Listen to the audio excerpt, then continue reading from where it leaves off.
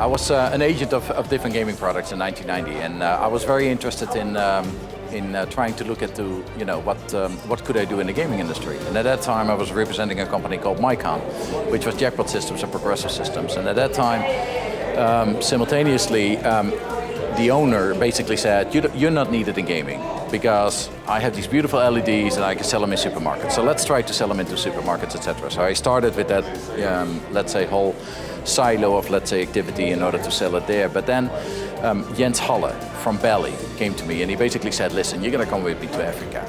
I have some really interesting deals that you need to do in Africa, etc. So I called up headquarters in Vegas and I basically said, I got a guy that really wants me to come to Africa in order to try to sell the product into gaming. No, you're not in gaming because we have gaming covered. I said, do you want me to go? Because this guy is quite well, let's say, introduced to the industry and he really knows everybody. So in the end, they let me go. It's incestuous, at times difficult, because if you don't get along with someone, you suddenly wonder, why am I not getting the deal? But it makes us who we are, and it makes us very communicative, quite special, outgoing, interesting people. In certain cases, with slot machines, etc., a lot of people have the same product or similar product, etc. And then you say, okay, well, my machine performs better, I can make a higher, let's say, gross average on the floor, etc. Then you'd imagine that a casino would say, okay, I buy all of those machines, just those.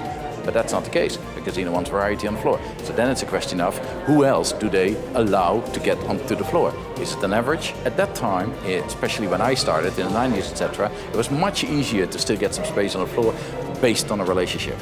Now it's all about statistics and finance. The industry is changing, but it's still about the people. It's about getting to know the people. It's about understanding what the market needs. It's about understanding the product, but it's about understanding the industry.